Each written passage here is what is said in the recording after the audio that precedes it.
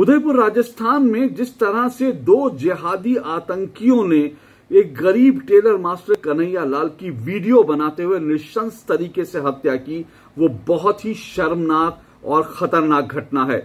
खतरनाक इसलिए क्योंकि भारत में एक तरह से कह सकते हैं कि इस्लामी आतंकवाद के एक नए चैप्टर की शुरुआत है, जहां आतंकी आईएसआईएस की तर्ज पर वीडियो बनाते हैं और किसी की गर्दन काट देते हैं। ऐसा भारत में अगर हो रहा है तो ये बहुत ही चिंता करने वाली बात है और साथ साथ बहुत खतरनाक ट्रेंड भी है।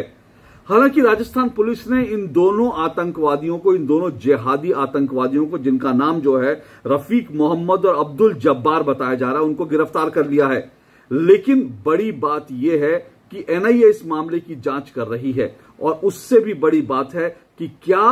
कन्हैया लाल की हत्या के लिए सिर्फ ये दो लोग जिम्मेदार हैं, ये जो दो जिहादी आतंकी हैं, क्या सिर्फ वो लोग जिम्मेदार हैं? मैं ये मानता हूं कि दरअसल कन्हैया लाल की हत्या के लिए मोहम्मद जुबैर, जो ऑल्ट न्यूज का सह संस्थापक है, हालांकि वो अभी पुलिस के कब्जे में है, वो भी दरअसल कन्हैया लाल की हत्या के लिए पूरी तरह से जिम्मेदार है। और अगर इसके बाद किसी की जिम्मेदारी बनती है तो वो असदुद्दीन ओवैसी हैं। मैं ऐसा क्यों कह रहा हूं, आज मैं अपने वीडियो में आपको यह बताऊंगा। नमस्कार, मैं हूं अशोक श्रीवास्तव, आप देख रहे हैं मेरा यूट्यूब चैनल अशोक श्रीवास्तव का वार, गद्दारों पर प्रहार।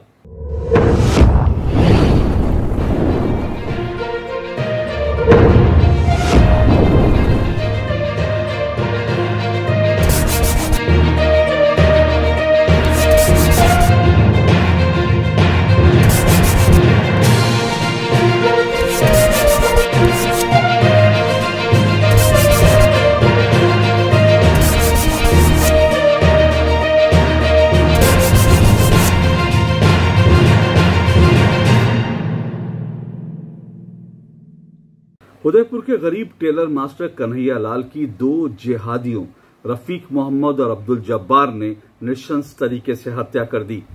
कन्हैया लाल का जुर्म सिर्फ इतना था, गुनाह सिर्फ इतना था कि दरअसल कन्हैया लाल ने नुपुर शर्मा के पक्ष में एक फेसबुक पोस्ट लिख दी थी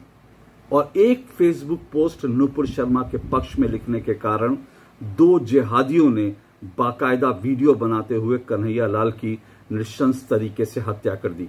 और कह सकते हैं कि इस हत्याकांड के बाद कह सकते हैं कि पूरे भारत में नुपुर शर्मा का जब विवाद शुरू हुआ, उसके बाद पूरे भारत में एक जो पूरा गैंग एक्टिव था, सर तन से जुदा, वो गैंग जो है कामयाब हो गया। कम से कम एक हिंदू का तो सर तन से जुदा उन्होंने कर ही दिया और साथ साथ एक हिंदू का सर तन से जुदा करने के बाद उन्होंने 130 करोड़ हिंदुओं को एक चुनौती भी दे दी है, चेतावनी भी दे दी है।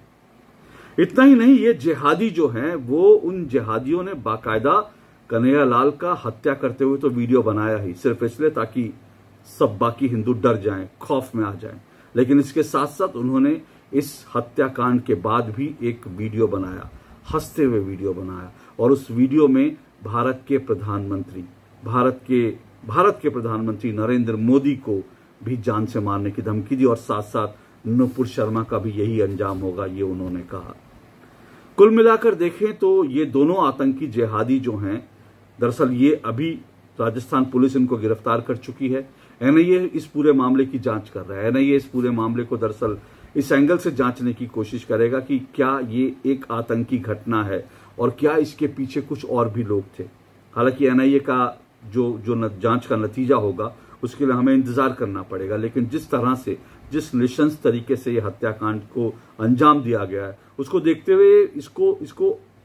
आतंकी घटना नहीं कहें तो भला क्या कहें। और इन दोनों जिहादियों को, रफीक मोहम्मद और अब्दुल जब्बार को, आतंकवादी ना कहें तो क्या कहें। दरअसल जैसा मैंने कहा कि ये दरअसल भारत में इस्लामी आतंकवाद के एक नए चैप्टर की शुरुआत है, जो आईएसआईएस और अलकायदा की तर्ज पर जो है वो न सिर्फ सर कलम करते हैं बल्कि उसका वीडियो बनाते हैं, लोगों को डराने के लिए, खौफ ज़्यादा करने के लिए। लेकिन ये दोनों आतंकी तो खैर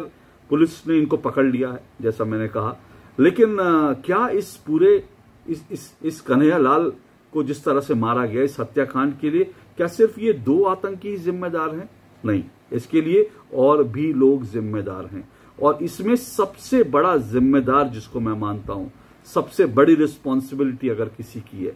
इस हत्याकांड के लिए जो उकसाने वाला जो शख्स है वो दरअसल कोई और नहीं मोहम्मद जुबैर है, जो सो कॉल्ड फैक्ट चेकर है और ऑल्ट न्यूज का सह संस्थापक है।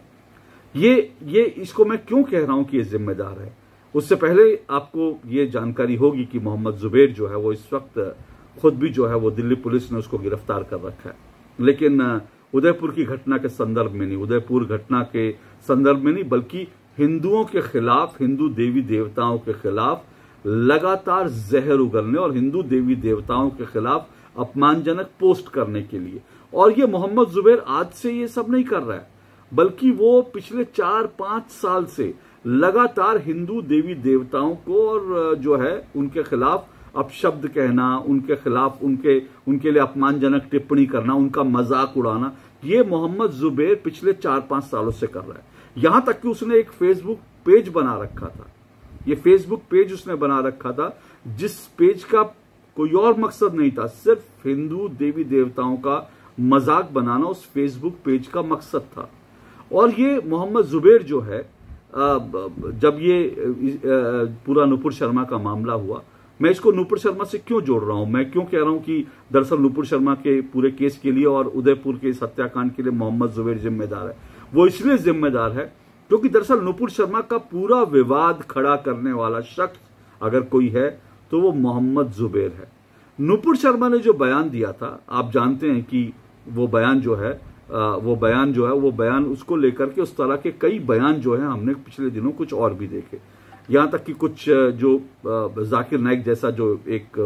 आतंकी है, जो खुद को जो है इस्लाम का प्रीचर कहता है, उस जाकिर नाइक ने भी लगभग वही बातें अपने मुंह से कह रखी हैं जो नुपुर शर्मा ने कही थी। और कुछ और मुस्लिम जो मौलाना है उनके भी इस तरह के कुछ वीडियो वायरल है जिसमें लगभग वो वही बात कह रहे हैं जो नुपुर शर्मा ने कही थी। लेकिन इसके बावजूद मैं, चलिए वो भूल जाइए कि इन लोगों ने क्या कहा, लेकिन बड़ी बात क्या है, नुपुर शर्मा ने दरअसल जो कुछ कहा था जिसको लेकर ये पूरा विवाद हुआ, नुपुर शर्मा ने दरअसल ये एक टेलीविजन डिबेट में कहा था, आप सभी जानते हैं, और ये टेलीविजन डिबेट भारत के एक इंग्लिश चैनल की डिबेट का हिस्सा थी। और नुपुर शर्मा ने जो कुछ कहा था वो दरअसल तस्लीम रहमानी नाम का एक जो कट्टरपंथी मौला मुस्लिम है जो है उसके उकसाने के बाद कही थी। दरअसल तस्लीम रहमानी, आप अगर इस डिबेट को देखा होगा तो इस डिबेट में तस्लीम रहमानी जो है वो लगातार महादेव के ऊपर, शिवलिंग के ऊपर, भगवान शिव को लेकर लगातार मजाक बना रहा था, वो लगातार अपमानजनक शब्द कह रहा था। और इसके बाद नुपुर शर्मा को जब गुस्सा आया तो नुपुर शर्मा ने यह कहा कि आप जिस तरह से लगातार महादेव का अपमान कर रहे हैं, तो अगर मैंने ऐसी बात करी और अगर मैं भी इसके जवाब में आपके इष्ट देव का अपमान, अगर आपके पैगंबर मोहम्मद के बारे में अगर ऐसा कहूं तो आपको कैसा लगेगा। तो नुपुर शर्मा ने ये जो कुछ कहा था रिएक्शन में कहा था, और उसके बाद में ये बात जो है आई गई हो गई, क्योंकि जैसा मैंने कहा कि ये भारत के एक इंग्लिश चैनल की डिबेट का हिस्सा था, और वो इंग्लिश चैनल जो है, मतलब भारत में इंग्लिश चैनल को देखने वाले 1% लोग भी नहीं है। और आमतौर पर जब डिबेट्स होती हैं और टेलीविजन चैनल्स पर आजकल जिस तरह की डिबेट्स होती हैं, उनमें एक दूसरे धर्म को लेकर, एक दूसरे लोगों के आराध्य देव को लेकर इस तरह की बयानबाजी पहले भी बहुत होती रही है, हमेशा होती रही है। अगर आप इतिहास उठाकर देखेंगे, टेलीविजन डिबेट्स को निकालेंगे तो एक दूसरे को ऊपर इस तरह की चीजें जो है होती रहती हैं और लोग कह के निकल जाते हैं, जो नहीं होना चाहिए, कायदे से नहीं होना चाहिए। किसी भी धर्म का अपमान या किसी के भी इष्ट देव का जो है अपमान करना गलत है, लेकिन इस तरह की चीजें टेलीविजन चैनल्स की डिबेट में हो रही हैं और टेलीविजन चैनल्स के अलावा भी बहुत जगह पर इस तरह की चीजें होती रहती हैं। तो ये बात जो डिबेट का हिस्सा था वो आई गई हो गई थी, किसी को पता नहीं था कि लोगों ने, जिन्होंने देखा होगा उसके बाद भूल गए, ये मामला खत्म हो गया था। लेकिन 1-2 दिन बाद, इस डिबेट के 1-2 दिन बाद, जो मोहम्मद जुबैर है उसने बाकायदा नुपुर शर्मा का जो वो हिस्सा है उसको एडिट करके निकाला और उस वीडियो को वायरल करा, और उसने सीधा सीधा लिखा कि किसकी नुपुर शर्मा का जो ये बयान है, ऐसा ऐसा नुपुर शर्मा ने कहा। आप जानते हैं आजकल जो सोशल मीडिया की दुनिया है वो बहुत वेल कनेक्टेड है, और आप कुछ भी यहां पर भारत में कुछ लिखेंगे, ट्वीट करेंगे, और उसका असर अमेरिका में होता है, उसका असर दुबई में होता है, उसका असर जो पाकिस्तान में, चीन में जो है उसका रिएक्शन आता है। तो मोहम्मद जुबैर ने बाकायदा इस वीडियो को वायरल किया सिर्फ इस मकसद से कि नूपुर शर्मा को घेरा जा सके। और जैसे ये मोहम्मद जुबैर जिस तरह का आदमी है और जिस तरह की खुद वो ट्वीट करता रहा है, उसको मालूम है कि इस तरह की चीजों का क्या जो है असर होता है। तो मोहम्मद जुबैर को ये मालूम था और इसलिए मोहम्मद जुबैर ने जानबूझकर नूपुर शर्मा का ये ट्वीट वायरल किया। हालांकि इसके बाद जब पूरा का पूरा विवाद हुआ और जब ये विवाद हुआ तो उसके बाद नूपुर शर्मा ने अपने बयान को वापस भी ले लिया। नूपुर शर्मा ने कहा कि मेरे बयान से किसी की भी भावनाएं आहत हुई है तो मैं बयान को वापस ले रही हूं। लेकिन उसके बाद इस पूरे घटनाक्रम में, इस पूरे विवाद में एक और आदमी की एंट्री होती है और एक नहीं, उसके बाद फिर कई आदमियों की एंट्री होती है, जिसमें असदुद्दीन ओवैसी जैसे नेता हैं। तो एक तरफ दरअसल ये पूरा जो उदयपुर में जिस तरह से कन्हैयालाल को मारा गया, उसके लिए मैं मोहम्मद जुबैर को सबसे बड़ा दोषी मानता हूं, क्योंकि मोहम्मद जुबैर ने इस पूरे विवाद को जन्म दिया। अगर मोहम्मद जुबैर नूपुर शर्मा का एक वीडियो का एडिटेड हिस्सा, क्योंकि जब नूपुर शर्मा का ये हिस्सा जो